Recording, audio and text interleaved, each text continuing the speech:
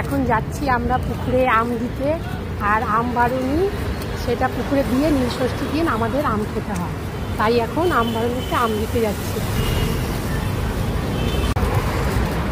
আম বারুনির পুকুরে আম দেবো। আর কলকাতা শহরে এত সুন্দর একটা পুকুর আছে, মানে না দেখলে বুঝতে পারবে না তোমরা। তোমাদের পুকুরটা এখন দেখাবো যে কলকাতার ওপরে এত বড় একটা পুকুর, মানে এটা ভাবা যায় না, যেটা গ্রাম অঞ্চলেও মানে এত ভালো পুকুর নেই।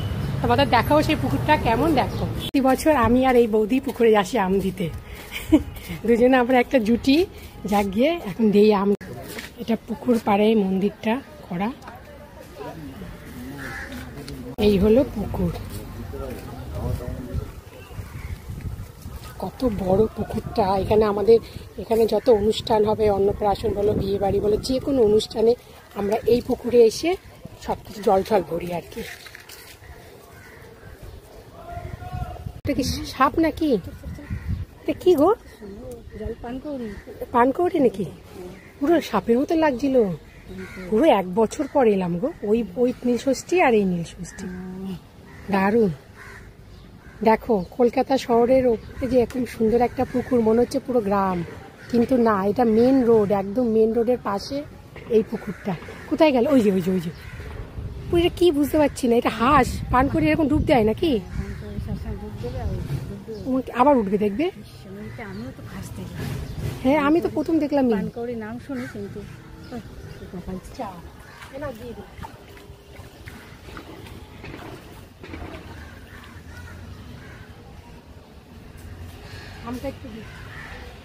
আমটা কি সুন্দর ভাসছে, দেখো জলের মধ্যে। আমটা ভারী হয় যেহেতু, আর ভারীর মধ্যে এটা যে ভেসে উঠবে এটা ভাবা যাচ্ছে।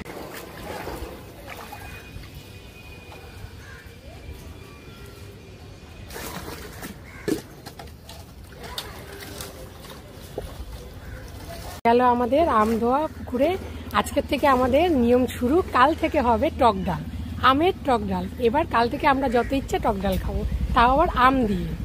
তোমাদের কি তাই একই নিয়ম? এতদিন আম না খেয়েছিলাম, কাল থেকে খাবো। সবারই একই গো। পুকুর পাড় দিয়ে পড়ে এটা জাম গাছ, এটা আম গাছ। অনেকেই জানে না যে শহরের উপরে যে এত সুন্দর একটা পুকুর আছে, এটা অনেকেই জানে না, কেউ বিশ্বাসই করে না।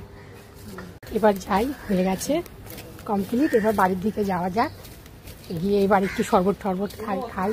আর এই হলো মেন রোড। আমাদের বাড়ি থেকে মেন রোড দিয়ে বেরিয়ে একটা গলিতে ঢুকে গেলেই পুকুরটা পড়বে। খুব একটা যে দূর না তা না, একদম রোডের পাশেই বলতে গেলে চলে। এই যে রোডটা, এই গলিতে ঢুকে গেলেই পুকুর।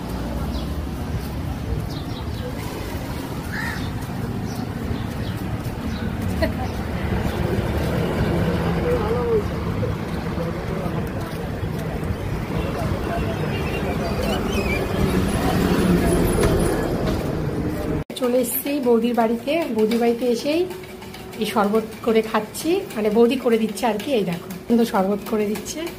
আমি কয়েক বছর ধরে নীলষষ্ঠী বাবার মাথায় জল ঢেলে এসে এই বৌদি আমাকে শরবত করে দেয়, আমরা দুজনে মিলে খাই, এবং দুজনে মিলে একসাথে পুকুরে যাই আম দিতে।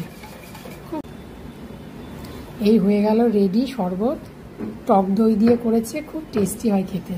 আমার একটা, বৌদির একটা। বেশিটাই আমাকে দিলে, এই দিল, এই না তুমিও খেয়ে না, দুজনে মিলে খাই।